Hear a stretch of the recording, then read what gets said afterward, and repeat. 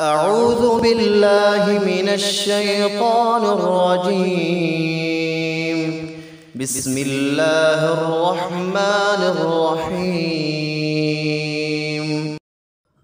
قل يا أيها الكافرون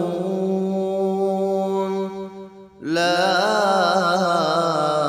أعبد ما تعبدون ولا أنتم عابدون ما